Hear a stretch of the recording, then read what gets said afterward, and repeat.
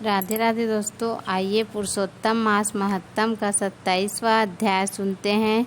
दृढ़धनवा का तप एवं स्वर्ग गमन।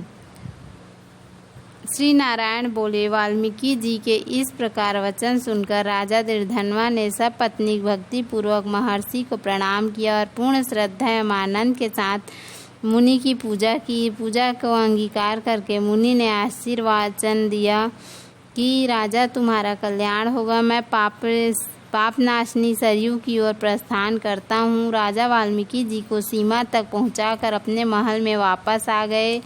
महाराज दृढ़धनवा को महर्षि वाल्मीकि की कृपा से दिव्य ज्ञान प्राप्त हो चुका था, अतः वह पत्नी से बोले, हे सुंदरी, मैं भगवान की भक्ति और मोक्ष प्राप्त करने हेतु वन गमन करूँगा और वहीं भगवान पुरुषोत्तम का स्मरण करूँगा। रानी बोली, हे भूपति, मैं भी आपके साथ चलूँगी। हे नारद, अपनी परम प्रिय रानी को ऐसे वचन सुनकर राजा अपने पुत्र को राज्याधिकारी बनाकर पत्नी सहित वन को चल दिए। वे दोनों हिमालय के समीप गंगा तट पर पहुँचे। पुरुषोत्तम मास प्रारंभ होने पर पूरे मास वे तीनों कालों में स्नान आदि करते और पुरुषोत्तम भगवान का स्मरण करते हुए वे दोनों दिन रात भगवान की पूजा आराधना करने लगे। व्रत संपूर्ण होने पर छोटी बजती हुई घंटियों से सुशोभित हो एक विमान वहां उतरा। उसमें पुण्यशील और सुशील नामक भगवान श्री हरि के गण विराजमान थे। राजा रानी को दोनों गणों ने नमस्कार किया, फिर दोनों का आदर सहित विमान में बैठा लिया। इस तरह रानी सहित राजा ने दिव्य शरीर धारण कर गोलोक को प्रस्थान किया। तब वे दोनों पुरुषोत्तम भगवान के लोक में आनंद पूर्वक निवास करने लगे।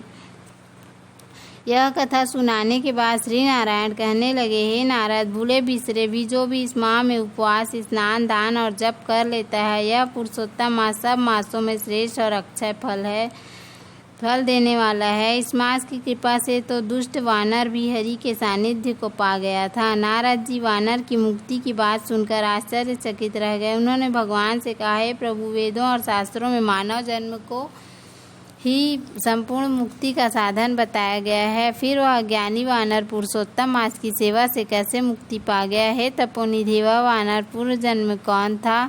वह कहाँ निवास करता था? उसे क्या फल मिला? श्री नारायण बोले, हे नारद, वह वानर पूर्व जन्म में केरल प्रदेश का वह अति लोभी ब्राह्मण था। पिता के नाम उसका चित्र शर्मा रखा था, परंतु अत्यंत कंजूस होने के कारण लोग उसे करदय के नाम से पुकारते थे। धन के लोभ में लिप्त रहने के कारण उसने न तो कभी हवन न ही वह पितरों को तृप्त कर सका। स्त्री पुत्र आदि का भी उसने उचित ढंग से पालन नहीं किया। इस तरह वह सभी पर अन्याय और अत्याचार करता हुआ केवल धन संचय में लगा रहा। उसने न दीपदान किया, न ब्राह्मणों को भोजन कराया। इस कारण से लोग उसे पास भी खड़ा न होने देते, उसको धुतकारते और धिक्कारते, परंतु वह सबसे याचना करता हुआ यहाँ वहाँ घूमा करता। एक दिन एक बगीचे के स्वामी माली ने उससे रो रो कर अपना दुखड़ा सुनाया। माली उसकी दीनता भरी वाणी सुनकर दया से भर उठा और उसने उसे बगीचे में रहने को कह दिया। चित्र शर्मा माली की हर आज्ञा को मानता और उसके कार्यों में उसे सहायता देता। इसी से कुछ दिनों में माली को उस पर दृढ़ विश्वास हो गया और करदय उसका अपना व्यक्ति है और उसे किसी प्रकार की हानि नहीं पहुंचाएगा। कुछ समय पश्चात माली ने बगीचे को करदय पर छोड़कर राज मंदिर में नौकरी कर ली।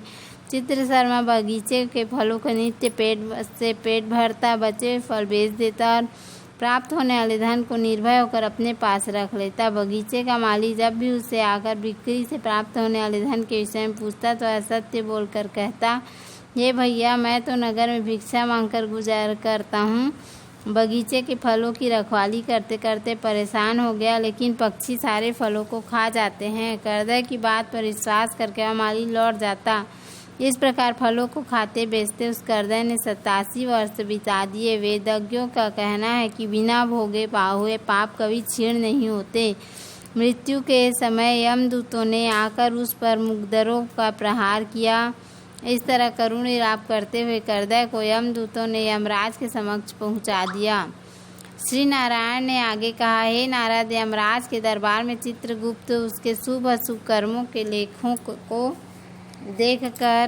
देखते हुए धर्मराज से बोले, इस करदय ने ब्राह्मण होकर भी चोरी और झूठ बोलने जैसे अधम कार्य किए हैं। धन के लालच के कारण इससे कोई शुभ कार्य नहीं किया, बल्कि कोई भी नेक काम नहीं किया है। इसके दो पाप, चोरी और विश्वासघात, तो अत्यंत ही जघन्य है। चित्रगुप्त के ऐसे वचन सुनकर धर्मराज ने कहा, पहले इस कृपण को सहस्त्र जन्मों तक वानर की योनि में रखो, फिर इसे चोरी और विश्वासघात करने का दंड दिया जाए। बोलो श्री हरि विष्णु भगवान की जय। बोलो पुरुषोत्तम भगवान की जय। उम्मीद है आपको हमारा वीडियो पसंद आया होगा। यदि हमारा वीडियो पसंद आया तो वीडियो को लाइक करें, चैनल को सब्सक्राइब करें, कमेंट में जय पुरुषोत्तम भगवान अवश्य लिखें। धन्यवाद। राधे राधे।